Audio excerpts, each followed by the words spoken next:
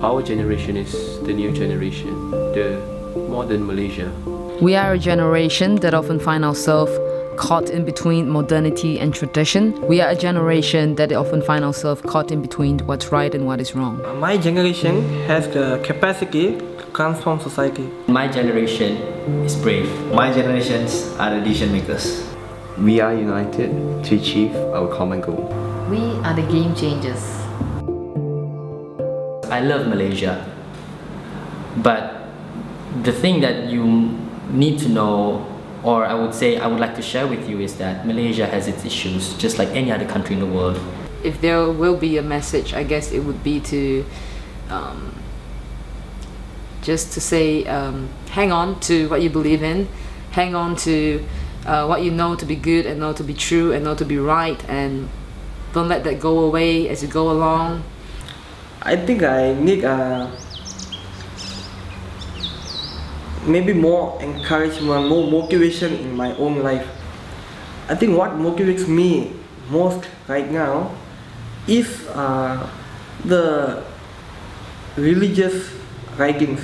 Do not be divided by politics or race, but be united by the common good for a common cause. The world is ever changing. Every single human being is victim of change. When I was growing up, the dream of our generation is pretty much only exists in the world of utopia. But you were never taught of the road to get there. So that's why it's very hard to attain. Every single time we change a prime minister, there's a new propaganda. A lot of promises are being made. I think if they keep to the promise, I think everybody will be happy. One Malaysia, I feel, is more basic, is something that should have been done. And the thing was, it's good that our current Prime Minister sees it as an issue and is brave enough to put it out there to the people and say this is an issue, because to the world outside Malaysia, people know us as a peaceful nation. Yes, we are peaceful. There's no war in Malaysia.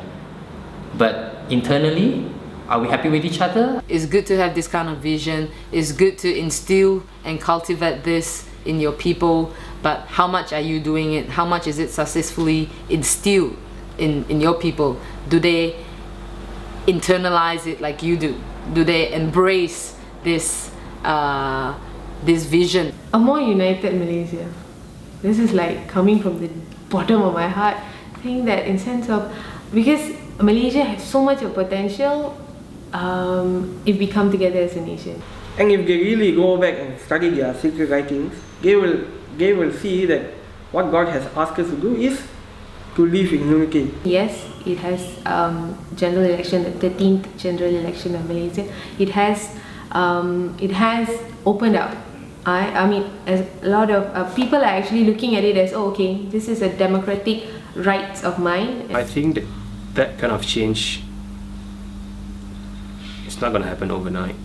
That kind of change will have to start from yourself, and you do it from you yourself, then your family, your kids, your siblings, your neighbors, and then slowly it grows.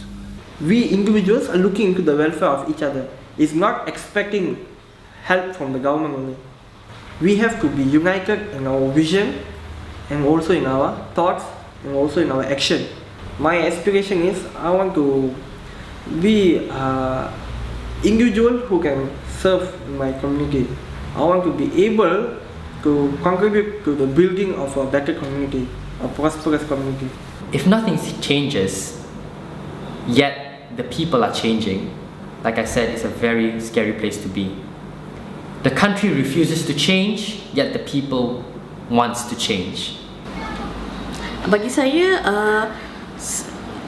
generasi saya ni perlu lebih fokus dan tidak begitu mengambil ringan tentang masalah-masalah negara.